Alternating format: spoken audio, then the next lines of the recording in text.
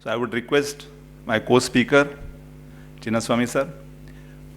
There's some slight technical error. So may I request you to continue and I'll take the subsequent session. Today's session will be divided into two, like we will both be dealing with both the topics.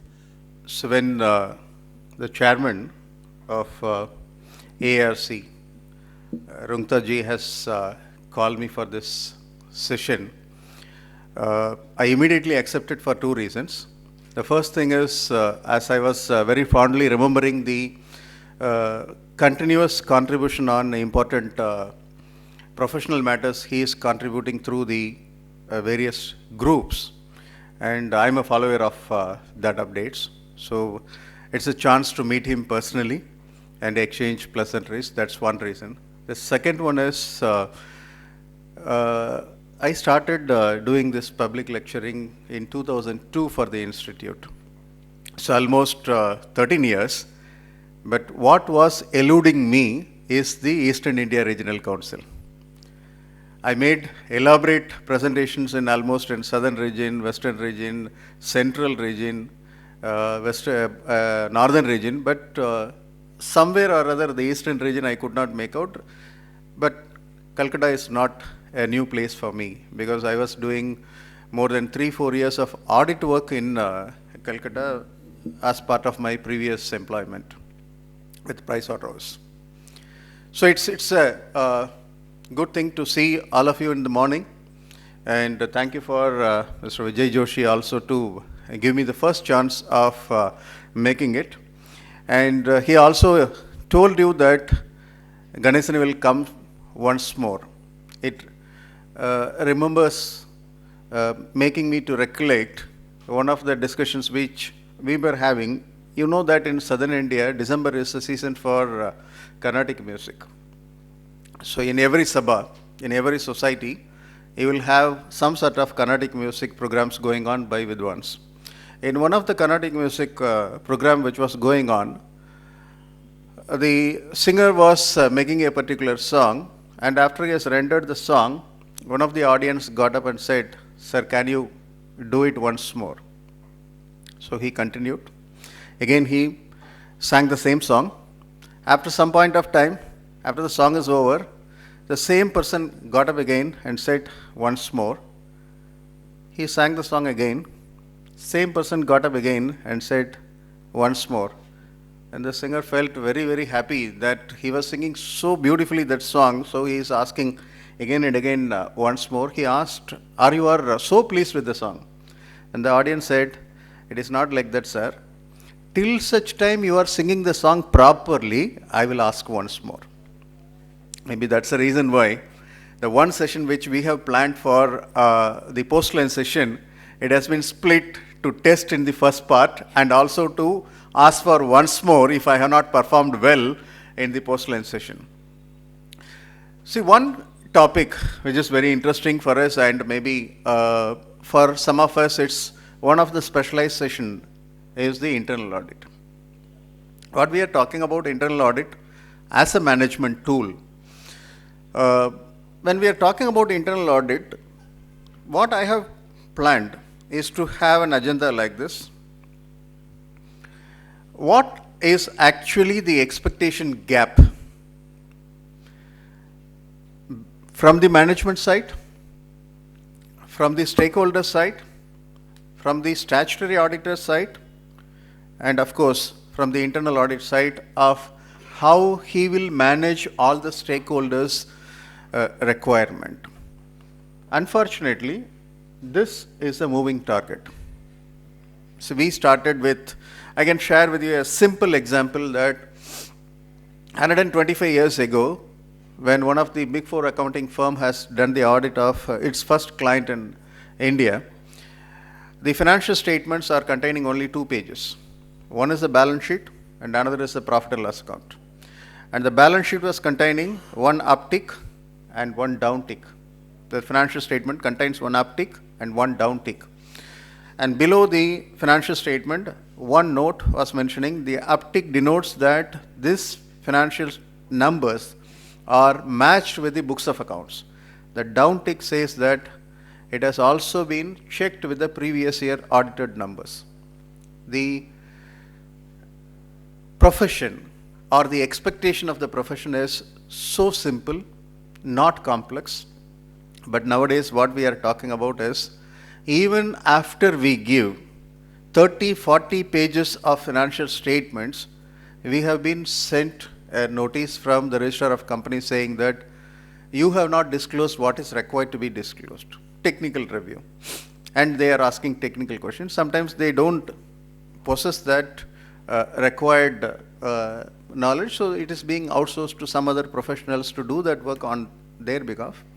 So the complexity in the business transactions, the complexity in the way in which the profession is supposed to perform its function, all is making the target as a moving target. It's not a static target, it's moving target because of the complexity in the business transactions. And the management concerns, management is believing that whether I will concentrate on the operational matters, or I will concentrate on the regulatory matters, or I will concentrate on the compliance related matter, or I will talk about what I will do for my stakeholders. The confusion is also there on the management because they are also pulled from various sides, and how this expectation can be managed. It's a second issue.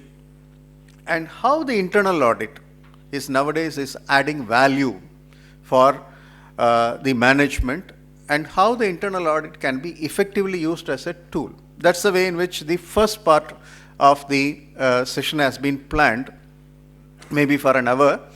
And then in the second part, what we will be doing is, what is the changing scenario of the internal audit? What we were talking about internal audit is going and doing a vouching, checking some samples, and based on that, the revenue stamps not attached, authorization is not available. All those things is not part of even a normal audit process. So we will see what is the changing scenario of the internal audit, how effectively an internal audit can be helping the management as well as the statutory auditors.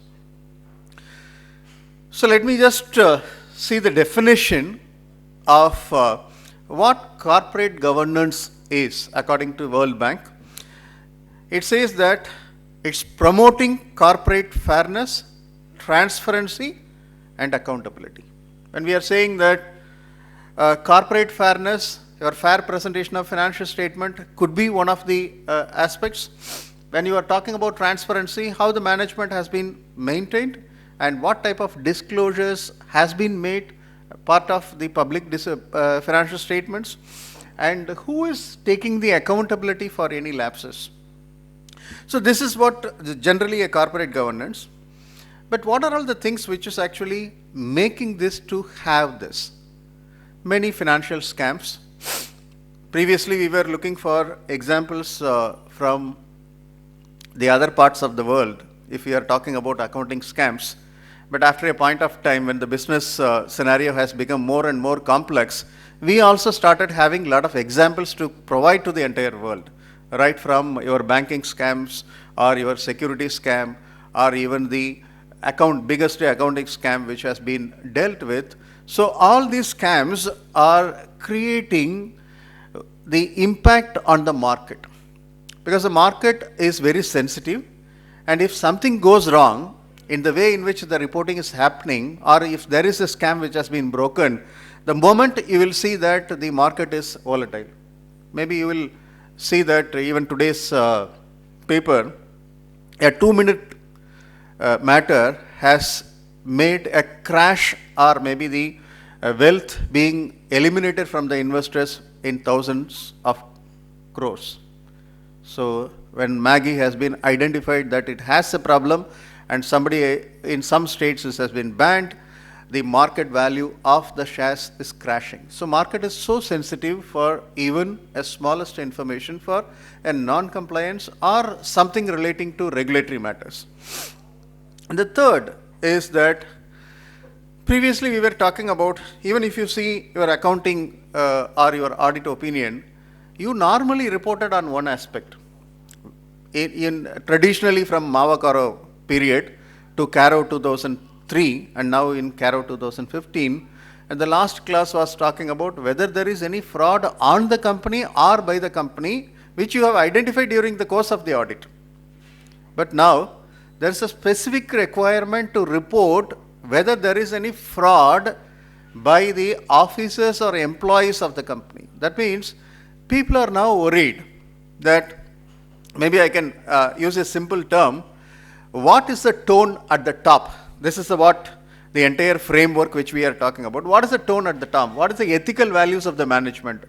What is the code of conduct which the management follows as far as the way in which they function the entire business and the way in which they report those performances to the stakeholders?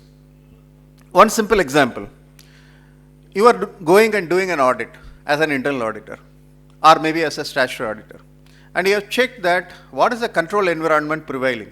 All the controls, application controls, when you have tested, perfect. When you are checking the manual controls, that is also perfect. Segregation of duties. One person is making the entry is originated, somebody is definitely reviewing it, and somebody is overseeing that. So perfect flow of the control environment is prevailing in this scenario. 364 days, this perfect control environment is working in that entity. On the 365th day, the CEO comes and says that this is what the EBITDA I have committed to the board. This is what the expected EPS for the current year, which I have told in the press meeting for my analysts, and this is what I am expecting. The poor CFO is left with finding out how he will reach that number, maybe I can say by accurate of 2 decimals. I still recollect my experience. I was assisting one audit firm as part of their statutory central audit of one of the biggest nationalized bank. First year, I am going for a central statutory audit. Bank branch audit is, we have experience with that. Central statutory audit, the pride with that when I went. Along with me, there is a very senior person who is retired from the banking sector. He is retired as the GM inspection department of a nationalized bank. He also came along with me as part of the team member. And I am a little bit computer savvy, so I always work with the data, analyze the data, pull out information through some softwares. So all those things, I always go with my laptops and the thing. So there are 4 people, myself and the senior gentleman and 2 chartered accountants who are a little bit junior people. When I went, you know that in a statutory central audit, the work will be allocated based on the areas. What was allocated to this particular firm was loans and advances. So naturally, that is an interesting area for bank audit. You can identify NPAs, you can reverse the interest. So you have the satisfaction that you have done something great. At the central level, when you are looking at the numbers are very big numbers. So even if you touch one account and finding out that this is an NPA, then the impact will be very huge. So as soon as I got the dump, I did some program and identified that the way in which they have classified, lot of items will move to NPA, even though they have not considered that as an NPA. So immediately I started asking these 2 chartered accountants who are helping me to dig into that working papers, the documents, etc., to make entry for reversal of these items. So MOC, which we are suggesting. We are working very seriously. Every day I get up at 4 o'clock in the morning to do the data. With that, I will give that information to them. At 10 o'clock, my assistants will go to the documentation, everything we will do, and we will summarize in the night when we are coming back to the room up to 11 o'clock. But this senior gentleman will come along with us at 10 o'clock to the bank, and then when we are moving out at 6 o'clock, he will also come back and he will start having his drinks. From 6 o'clock to 8 o'clock, he will have good drinks, he will have good lunch, a good dinner, and then he will go to sleep. He is not bothered about what we were doing. After 2 days, I got irritated. On a frustrated mode, I asked him only one question. Sir, why you are not contributing to anything in this process? We are finding so many issues. Is it? You people are inexperienced. You people are inexperienced.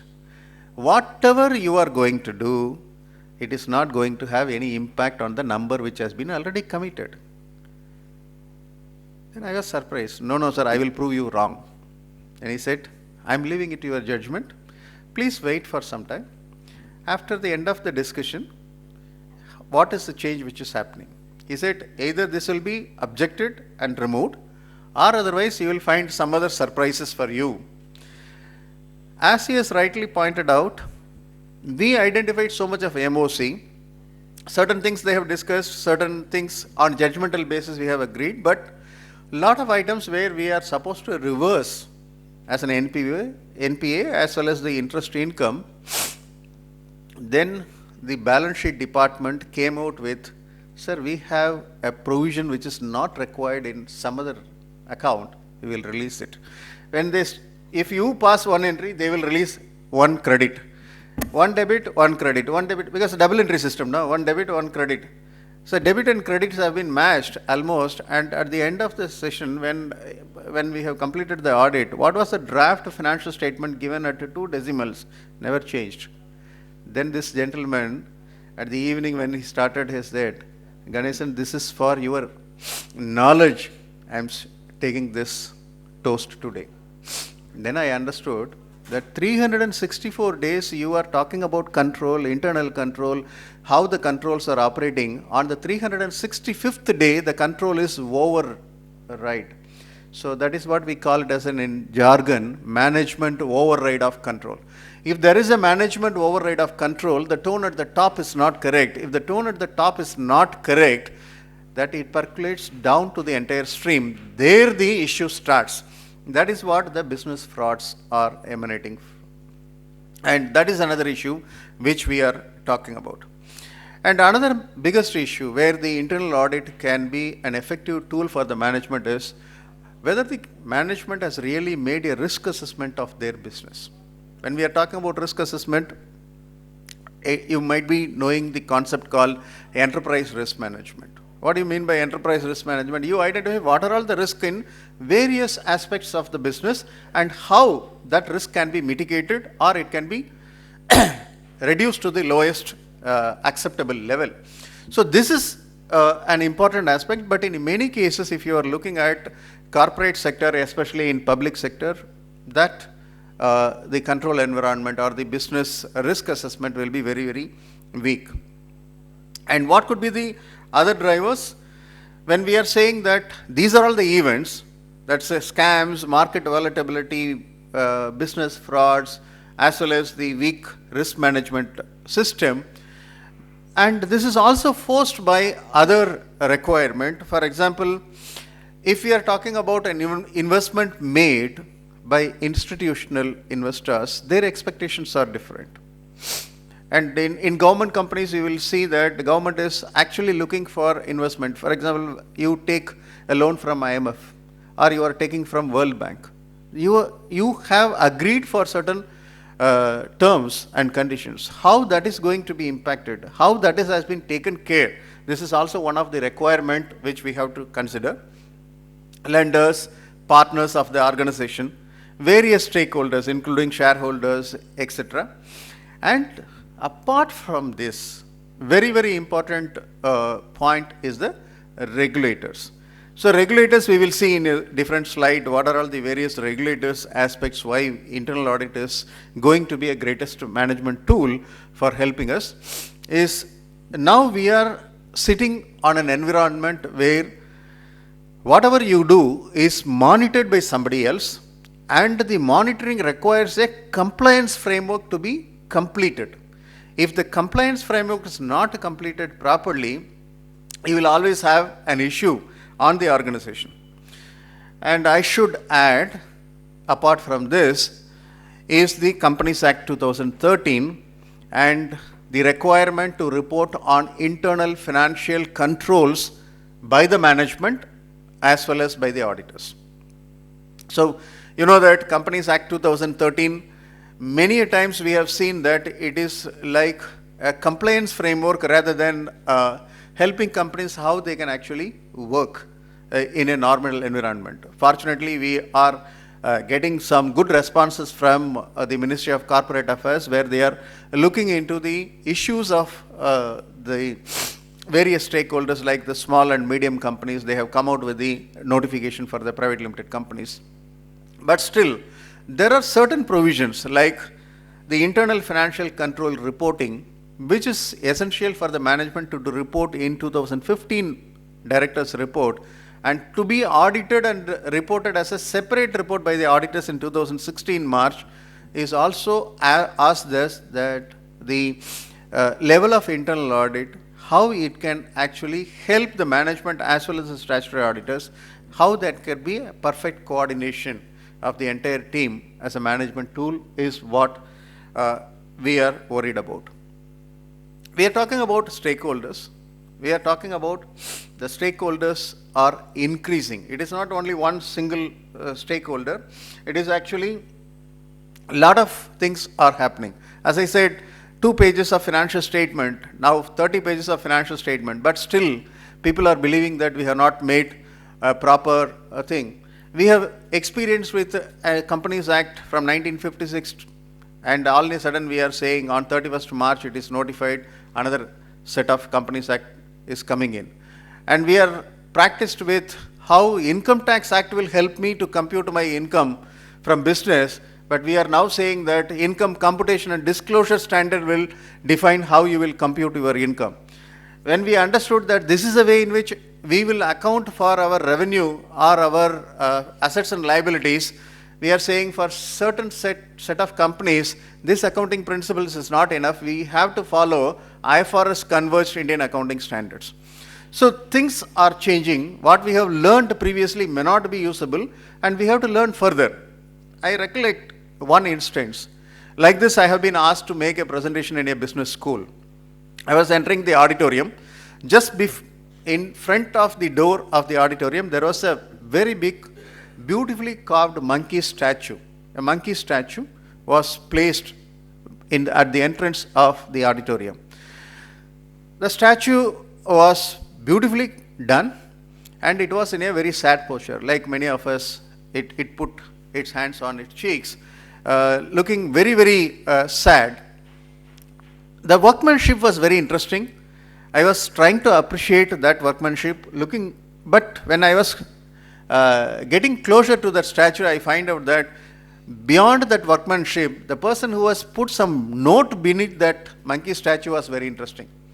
The note said that it's an auditorium for taking classes, for learning things. The monkey statue with a sad posture, the tag beneath that was mentioning that when we are able to understand the lessons, they have changed the syllabus. So every time we are understanding, we are becoming masters, or maybe we assume that we are masters, but all of a sudden somebody is saying that, boss, this is not going to be your syllabus from tomorrow onwards, please relearn. So that's the way in which we are asked to do that. The stakeholders' demands are also changing. For example, if we are looking at a simple corporate, maybe a public sector undertaking, what are all the various stakeholders? Or maybe I am talking about a company which is registered under the Companies Act, but it is operating in a public sector. Let me talk the financial institution who might have given the loans to this organization. Various investors who have made a strategic investment into that particular company, or maybe the owners and managers. When I am talking about that, in public sector undertakings, we should also understand that many a times the managers, when I am using the word managers, the GMs are powerful and they know in and out of that organization. But ultimately, the chairman and managing director will be some IAS officer who will be on deputation. I still recollect that we were doing an audit in southern India, and it is a government enterprise. The profit which has been given in the draft financial statement was somewhere around 18 crore or so. After we have completed the audit adjustment entries, when we have put in an Excel spreadsheet, the profit was reduced to a loss of 32 crore. So 18 crore profit has been converted into a loss of 32 crore approximately. So 32 plus 18, 50 crore audit adjustments have come from our audit work. The general manager, who is in charge of preparing the financial statement, he said, "Sir, I cannot pass any entry. I cannot pass any entry." 32 crore, he said, 50 crore. He says, "I cannot pass any entry. But what you can do is that you qualify everything in your audit report." So I was a little shocked, because if you see the standards on auditing on the audit report, it says that if your profit has been converted into a loss, you have to give an adverse opinion, not a modified opinion. It's not subject to. You are going to give, it doesn't give you a true and fair view. But whereas 18 crore of profit converted into a loss of 32 crore, definitely it is a most adverse opinion which I have to give. Then I tried to explain to him, but he said, "I am not bothered, because what I am bothered is my balance sheet, profit and loss account, cash flow statement, notes and accounts. Audit report comes at the last page, sir. Nobody bothers about that." Okay, we are okay with that. So we put our audit report, given the draft audit report, you know that C&AG will make a supplemental audit. At C&AG deputy, the principal commercial, it's called the principal commercial director. When he saw the draft audit opinion, he had the biggest shock in his life, because he said, first time I'm seeing an adverse opinion with so much of details. Then he wanted to see the auditors before they conducted the supplemental audit. We went, and he asked, "What is the problem?" He explained all those things. Then he said, "Whether the GM understood this?" "Sir, I don't know whether he understood the implication of this." "Have you discussed with this CMD?" "Yes, we had a discussion with the CMD. CMD asked only one question. Audit is over, sir?" "Audit is over." "Financial statements is ready for sign off?" "Yes, ready for sign off." GM has said, "Sir, we have got the audit opinion also." So there is a matter. He said, "Thank you very much." When I was trying to explain, because there is a requirement to explain to those charged with governance what we have identified, but he is not able to appreciate that point. But later on, the principal director has made to revise the accounting financial statements, and then the opinion has been converted into a modified opinion, because they have passed that entries in the books of accounts. Why I am saying is that in a PSU, sometimes the level of their understanding may not be gel with what we are talking about in a regulatory framework in accounting parlance. Of course, minority shareholders may not be there, but independent directors will be there. The independent directors, a lot of good experience you will be having, and many a times the independent directors are directors. I'm skipping the word independent director. They are directors. Now, independent directors' role becoming more complex. For example, I have attended an audit committee meeting for one of the client. I'm doing it for the past 4 years. Last year, audit committee, when we met, we talked about related party transactions and how the company has passed the resolution. We discussed about that. Same slide in the current year, we presented that. The same independent director has asked only one question. "Ganesan, I am expecting the auditor to give one statement to me in their letterhead saying that all the related party transactions are at arm's length." Last year also same transaction, he has not worried. This year he has asked me, I am expecting the auditor to give a statement saying that all the related party transactions are at arm's length. Why? One simple reason. 1956 Act became 2013 Act. In 1956 Act, independent directors are not having any detailed responsibilities. In 2013 Act, they have been asked to talk about what is their performance indicators, KPI, because even the directors has to be evaluated for their performance on a yearly basis. And independent directors, if they have part of the proceedings for passing an accounts without asking any questions, if at a later point of time, if there is an issue, they will be penalized. So now he is asking to protect his skin, "Can you give this certificate?" Then I said, "Boss, arm's length transaction is a business decision. For me, I'm only looking at from the auditor's perspective whether it's a reasonable number. Whether it is a correct number or not correct number, because I always talking about a fair statement. I'm not talking about an accurate statement. If you wanted to say this is arm's length transaction, you should have a framework for arm's length. So that is the level of experience which we are having with independent directors, and that is the level of additional responsibility coming for independent directors. Employees, naturally, whatever way company is running, whether my stake is not affected, my bonus, my incentive, my employee stock option plans, whether they have been affected or not, is the major issues for them. Customers and vendors, company is running properly and the payments have been made to me properly and I am getting whatever is required, they are also okay. Regulators are looking everything with a scanner now. Previously it is not like that. Now everything is being looked at a scanner. We were talking about why this, when the Companies Act 2013 has been notified, we had a discussion and we invited the regional director of Southern region as a chief guest. Only on that stage he has mentioned to us that he was also part of the rule framing committee under Ministry of Corporate Affairs. Then we asked him, what is the logic in certain rules which seems to be looking for a little bit of draconian? So your penalties are 1 crore to 10 crore, 3 years to 10-year imprisonment, etc. What is that logic? He said it is a knee-jerk impact. When we had Satyam, we wanted to protect Satyam, we brought internal financial controls reporting.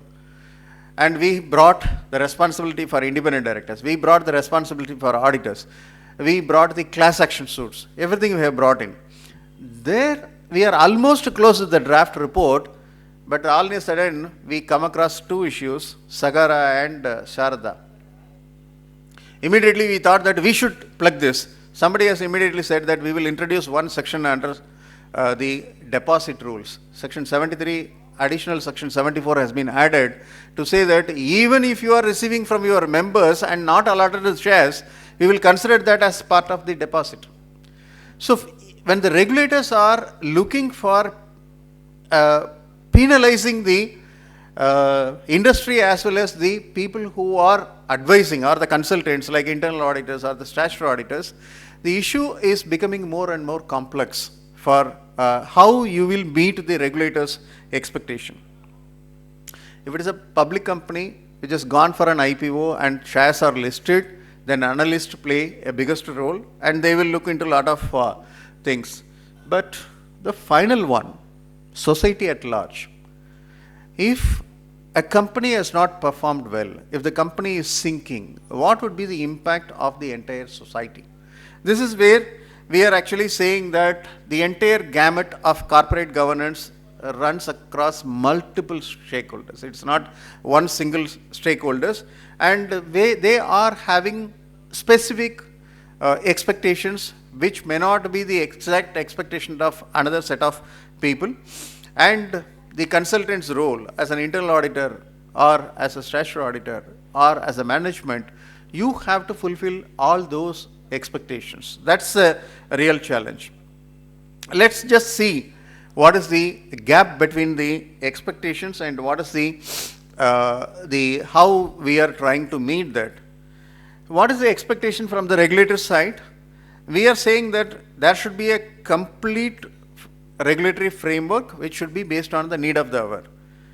But what we are seeing, the speed of the regulatory change. When we are saying need of the hour, I wanted that when any regulatory change comes in, it should be discussed with various stakeholders and you have to come out with a new thing. But nowadays we have a simple format. On 31st March, I will notify one set of rules which will be effective from 1st April. I was just thinking, what is the logic of the 28th March and then it is effective from 1st April 2014, 29th March 2014 effective from 1st April 2014, 30th March 2014 effective from 1st April 2014, 31st March effective from 1st April 2014. Only thing which I understood is that the regulators are having a very, very strong belief that the profession is having enormous expertise and they can master anything just like that. So you need not give them any time. You pass the act in the morning and say that it is effective from nowadays, then we will be understanding that regulation and we will be capable of advising our clients what you have to do. Maybe that is the way in which they are talking about this regulatory change, the speed in the regulatory change without even looking into various aspects of that. That is what is happening. The second expectation is when you have a regulatory framework or you have a situation and it should be enforced, properly enforced for implementation. But what we are seeing is you have a very, very low bandwidth to enforce this scenario. So there will be act, there will be always people who will be trespass the act. And a person who is actually acting in good faith will get caught because he might have made a small slip which is obvious for others. A person who is making this with a committed manner, or maybe we can use the word orchestrated type of activity, he will never get caught. Unless he comes out with his own statement that I have done it for the past 15 years. I was riding on a tiger without knowing how I have to get down on that. Unless he does that, it is very difficult for us to understand what is happening. Penalize violators and rule breakers, but unfortunately what happens is by making this entire regime as a penalty regime, or maybe I can say that I believe that what is the compliance I have to do? I will penalize people if you are not complied with that. That makes even for a normal stakeholder or normal person who has to follow into big problems. That's where we are seeing a private limited company having share capital from its own shareholders, only husband and wife, but not allotted the share capital for the past several years. I have seen share capital, paid up share capital 1 lakh, but share application money is 10 crore because it is only from the husband and wife. Bank has insisted that you should have so much of equity for the debt which you are raising. But you are saying that 20 crore you are not allotted, so it will be considered as a deposit and you should have followed all the deposit related rules. But the idea is not to affect these small companies, but to affect the actual people who are breaking the law. But unfortunately, the way in which it has been framed, it is impacting everybody. That's one of the expectation and the other gap. And the other side of the story is, what is the expectation gap in the management side? We are looking for a management with whom we can rely on, we can trust on their integrity, their ethical values, and their honesty. But what is happening was, they may be ethical, they may be honest, they will be having a good code of conduct. But how they are monitoring the effectiveness of the code of conduct throughout the organization may be totally ineffective. So that's one of the biggest handicap when we are looking at even very good corporate governance framework is being there in one company, but it is not effectively managed. That results in a biggest issue. And top management, whether they are proactive to possible risk in the company. So many a times what we are talking about is only after the issue is affecting us, we will be reacting, but we will not react even if somebody has blown the whistle. Sometimes when you wanted to be proactive and when you are making judgment on assumptions and presumptions, that is also an issue. So exactly this has happened in one of the scenario. An husband was having a doubt, his wife is having an hearing impairment. He believes that his wife is not able to hear. But asking his wife, are you not able to hear what I am saying, will hurt her. So he proactively taken an effort to going to his friend who is an ENT surgeon and told that this is my doubt, how I can actually identify whether there is a real problem. If there is a real problem, I can bring her to you. Then the friend suggested, okay, you can go and do some small test which I will prescribe to you. Based on that, the husband came back to home after his office. As soon as he opened the door, because normally nowadays the way in which husband and wife are living, I will have a spare key with me. Because I don't know when my wife will be there in the house, or when I will be entering the house, wife will not know. So I always have a spare key. Even for me, I have a spare key in my laptop bag. Even I am going at 12 o'clock, I need not disturb I should not use the word need not. I should not disturb my wife. I should open the door, and if there is some food, I have to take the food, or otherwise I have to go to sleep. This is the way in which we are running our internal organization effectively. So this fellow, as soon as he entered, he asked, what is today's dinner? He is not hearing anything. His wife, he has identified that she is in the kitchen, but he is not hearing anything from her. So he, according to his friend's advice, he crossed another 100 feet and asked the same question. I am asking you what is for today's dinner. He was not getting any response. So another 100 feet, he crossed the hall and then asked the same question, not getting any response. So he came closer to his wife and asked her, for the fourth time I am asking you, what is today's dinner? Then the wife turned and looked at his face and said, for the fourth time I am repeating, today's dinner is aloo paratha. Now you realize that I wanted to be proactively to understand that my wife is having a hearing impairment. Actually, I am having the hearing impairment. That's the way in which the management believes that something is going wrong, but the problem may be with the management itself. That's the way in which the expectations gap is working on. So they are expected to keep the reputation of the company and its promoters, but the decision making are controlled by some remote control. There could be a remote control. There could be, in a government sector, normally it is also based on the government policy. The real decision makers cannot make the decision because they have to also abide by what is the expectation. Now, what is the gap in the expectation from the auditors? From the external auditors, independent opinion on the financial statement of the company.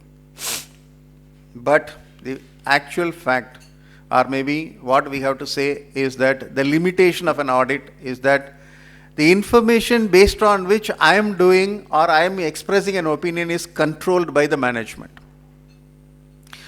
So if you are believing that the management information is true, but it is not true, that is what we call it as an audit risk.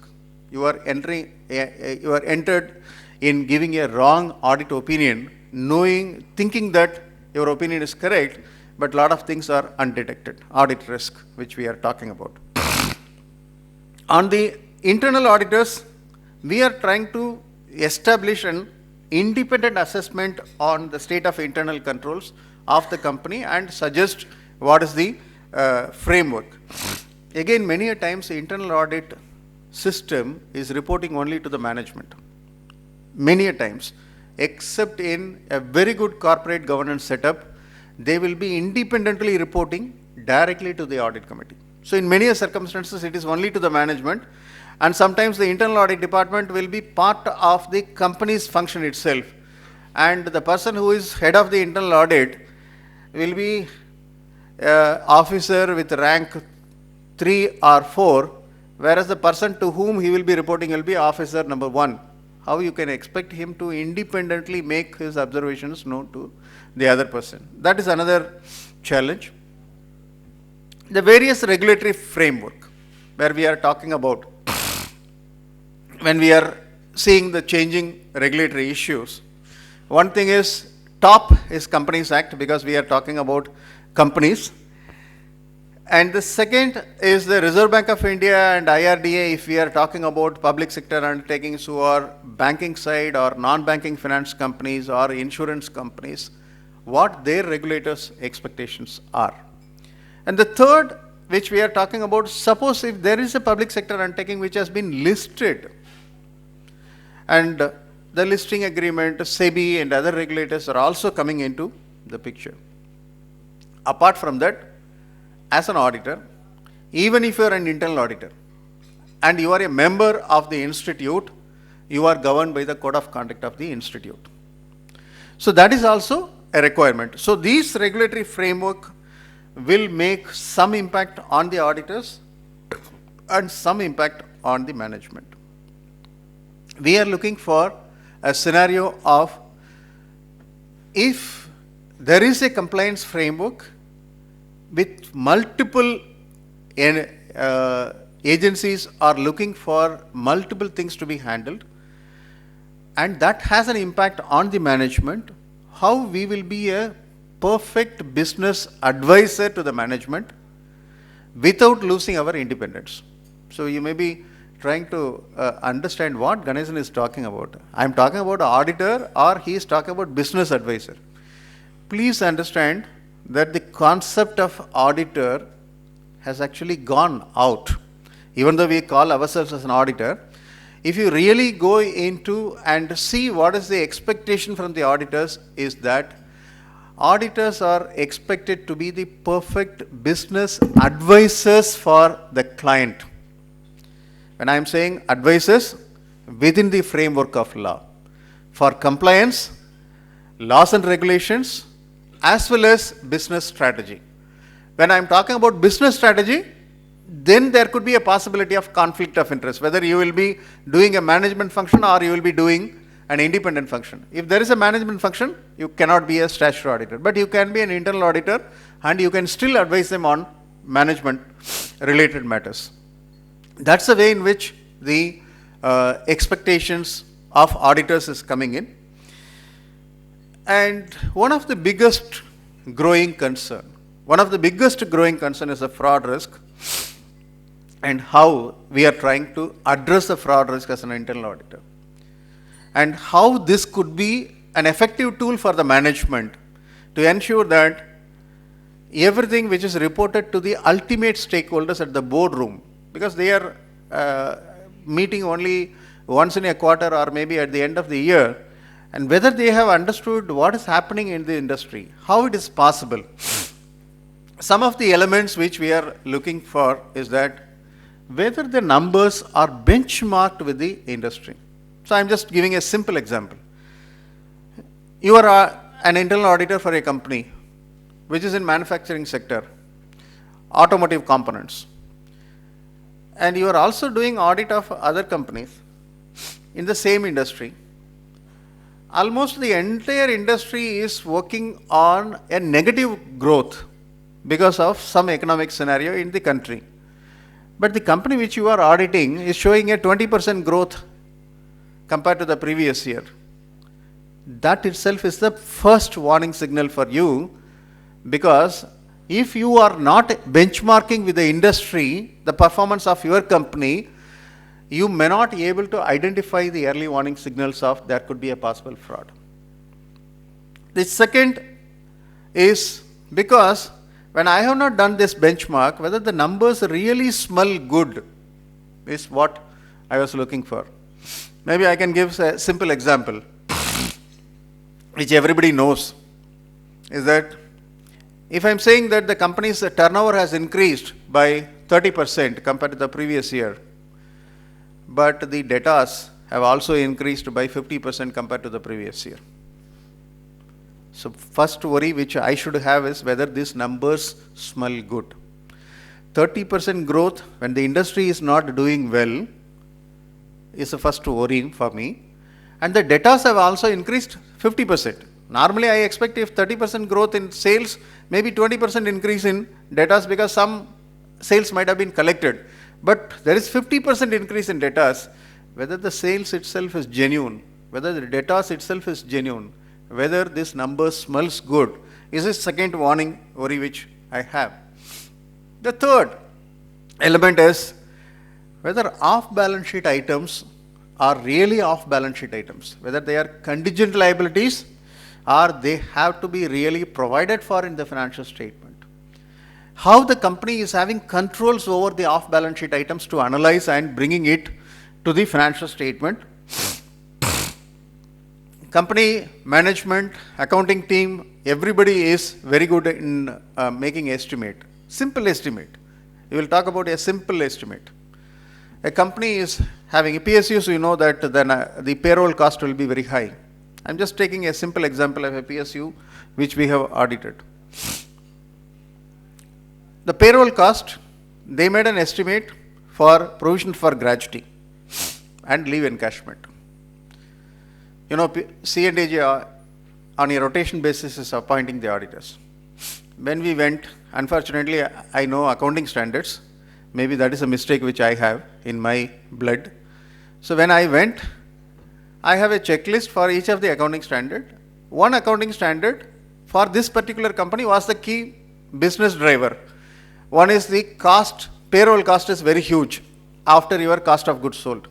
So payroll cost means accounting standard 15 employee benefits. We just wanted to check what is the company's policy regarding employee benefits. What are all the questions? Gratuity, then your leave encashment. The first surprise came was company is accounting leave encashment only in respect of privilege leave. That's a earned leave, which company the employees can encash it when they are leaving the organization or at the time of retirement. We asked, are you providing sick leave? The policy says yes. Okay. Whether the sick leave can be accumulated and carried forward to the next year where I can avail it? Yes. We wanted to help them in case if there is a major ailment, they can actually accumulate it. We allow them to accumulate 240 days of leave, and at any time they can have it. Assuming that 240 days, 30 days is the 1 month. 8 months a person can be absent in the next year, but there is no loss of pay. The entire payroll cost will be booked in which year? Next year. That's the year in which he is availing the leave. He is eligible to avail that leave. But if you look into the accounting standard, it says that the year in which he is entitled for that credit is the year in which the cost should be accounted for, because you are having the possibility of carrying over and availing it at a later point of time. That is the reason why the accounting standard AS 15, when it is revised, removed the word leave encashment but brought the word compensated absence. For your absence, we are compensating, and you earned that compensating absence because you worked in the current year. So that should be a cost in the current year and not in the year in which you are availing. You will be surprised when we worked out 240 days credit. In PSUs, you know that everybody will be putting 30 years of experience or 25 years of experience. The total cumulative effect of leave encashment based on actuarial valuation came to 8.7 crore. The profit declared was, as I said, a small number. Then we asked another question, gratuity. They said the actuarial valuation we have got, sir, actuary has given the valuation. We asked only one question, what is the actuary has assumed? One of the actuarial assumption is, he said, the gratuity has been fixed at the maximum limit given under the Gratuity Act. At that point of time, it's 3.5 lakhs, if I'm not wrong. But one of my assistant, very clever assistant, article student, he came out and said, sir, you are saying that 3.5 lakhs is the cap. But I have seen when I was validating gratuity payments, even 12 lakhs, 13 lakhs has been paid to individuals. How it is possible? Are you paying 12 lakhs and getting back the balance from them? Then the GM said, sir, how it is possible to collect from them?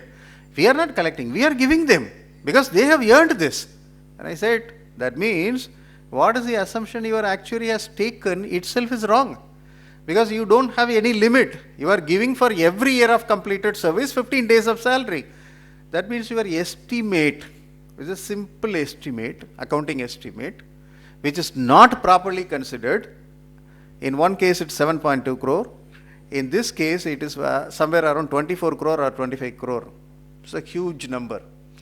And the question came was, this 32 crore, how I will adjust in the current year? Because one portion is relating to current year. All the previous portion is relating to cumulative effect of the previous period. What to do with that? So then we looked into the accounting, auditing matters and other things, find out some solutions. But accounting has been done for the entire figure. Why I am saying that even for a company where we are talking only one estimate of employee benefits, there could be a significant issues. A lot of areas are judgment. Provision for doubtful debts is an area of judgment. Provision for obsolete stock is an area of judgment. Residual value is an area of judgment for fixed assets. So whether that has been properly done. Many a times you might have seen that company will have a clearing account. Goods received, invoice not received. Sundry debtors control account will not match with the individual sundry debtors listing. And some of the accounts will be central excess clearing account, service tax clearing account. Those clearing accounts are only a short-term accounts where the entry will be passed, and once it is identified should be passed to the respective accounts. But normally this is uncad, and some of the adjustments may be sitting in that which may be going to the revenue accounts. That's another issue which we will be having. Business transactions are becoming more and more complex, more and more complex. Deadlines, bank branch audit, 3 days to complete. Even if you want to do the audit for 3 days, the moment you enter the premises of the branch, the manager will say, sir, last year auditor came and he went to all the temples surrounding this. In the evening he signed the financial statement and he went. Why you came with a big team of 3-4 people? I have only brought 4 people. But he is a big team of 3-4 people for doing the bank branch audit. And you planned for 3 days. Sir, how it is possible? But we are pressing with the deadlines, whether we are able to make our real delivery to the client properly. Or we are able to meet all the expectations of the stakeholders. This is one area where we are seeing that concerns are, there is a possible pressures coming in because of various aspects where we may miss it and it will result in a big fraud risk. One of the fundamental principle, we actually talk about a concept called fraud risk triangle.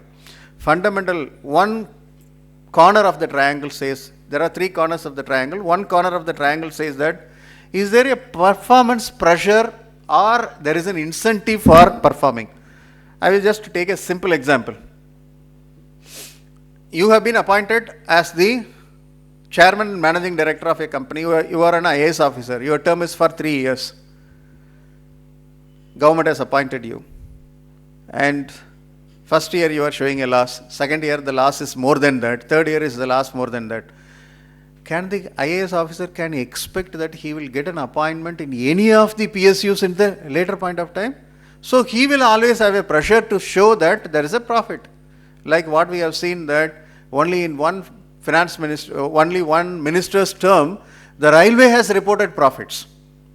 Because you have a performance pressure, and in some cases, of course in government companies it may not be possible.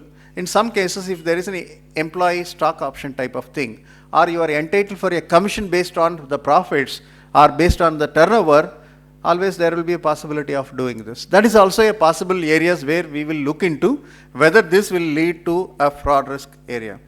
Maybe this is what the internal auditor as well as statutory auditor will scratching their heads, whether we have looked into all these things within the 3 days which has been given to us, and are we are protected first our skin and then trying to protect the skins of the management. All these things are the questions which we are having. What could be the perfect solution? We have challenges on one side, so far we have discussed. What should be the perfect solution? That is where we believe that an effective internal audits function that can be relied upon. I'm coming out with a clause because as an auditor I always look into law. The law comes with a section and the section comes with a proviso. Proviso comes with an explanation. Explanation refers to a notification. Notifications refer to a circular, and after I have read the circular, that circular has been removed by removal of difficulties order. So that's the way in which I learned the law. The same way, when I am saying something, I also come with a proviso. I am saying that there should be an effective internal audit function, but that should be relied upon. What should be the way in which an internal audit system can be relied upon?